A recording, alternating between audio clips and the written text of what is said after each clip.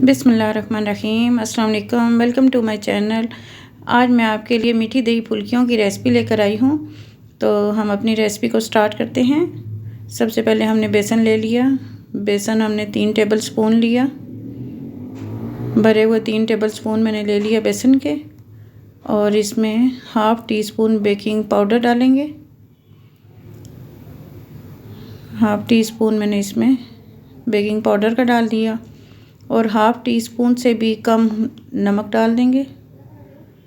ये नमक डाल दिया मैंने, बस इसमें और कोई चीज़ भी नहीं जाएगी। ये दोनों चीज़ें हमने इसके अंदर बेसन के अंदर डाल के इसको मिक्स कर ली।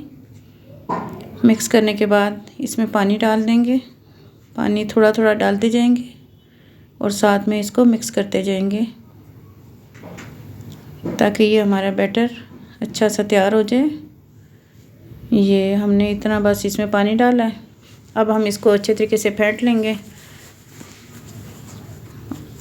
ये थोड़ा सा और मैंने पानी डाला ताकि ये फेंटने के बाद ज़्यादा गाढ़ा ना हो जाए, पतला ही रहे।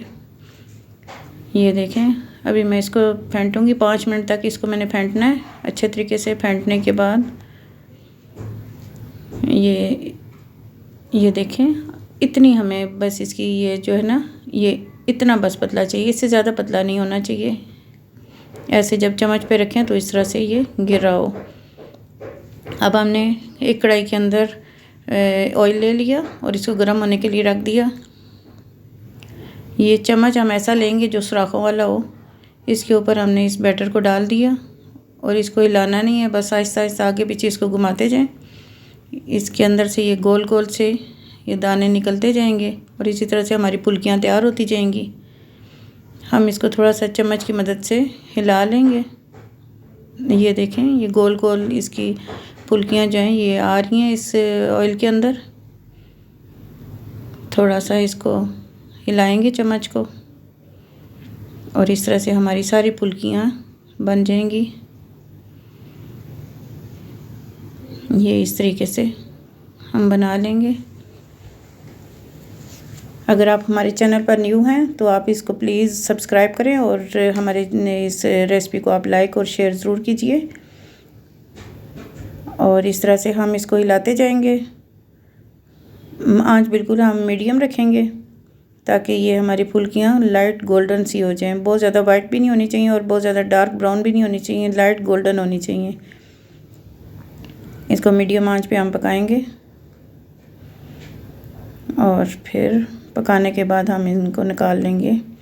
और इसी तरह से बाकी भी जो बैटर है वो भी हम इसी तरह से उसकी भी फुल्कियाँ तैयार कर लेंगे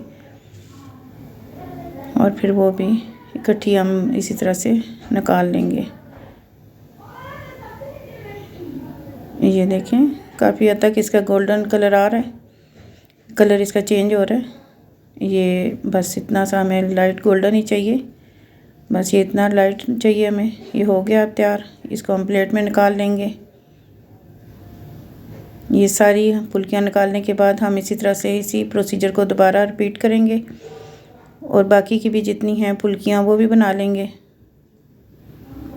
ये सारी हम अच्छे तरीके से इसके अंदर से निकाल के दोबारा इसमें और डाल लेंगे और इसी तरह से उनको प्लेट में निकाल लेंगे। ये हमने दही लिया, दही के अंदर मैंने 2 टेबल स्पून भरे हुए और 1 हाफ़ टी स्पून यानी 2.5 टेबल स्पून मैंने इसमें शुगर का डाल दिया और इसको अच्छे तरीके से मैं मिक्स कर लूँगी। ये दही चूँकि बहुत गाढ़ा है इसलिए इसमें थोड़ा सा पानी मिक्स कर लेंगे, क्योंकि ये जो फुल्कियाँ ये मैंने बिल्कुल फ्राई करके निकाल ली थी और इनको मैंने पानी में नहीं डाला है।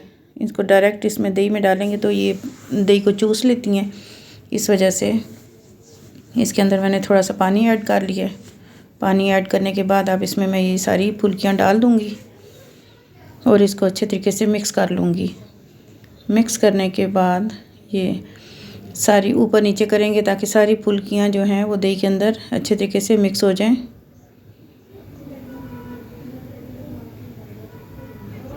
इस तरह से मिक्स करने के बाद हम इसके अंदर चाट मसाला डाल लेंगे। ये इस तरीके से आप जितना चाहते हैं कम या ज़्यादा उतना चाट मसाला इसके अंदर डाल लें और ये हमारी डिश तैयार है। नेक्स्ट रेसिपी में दोबारा मिलते हैं। अल्लाह हाफिज़।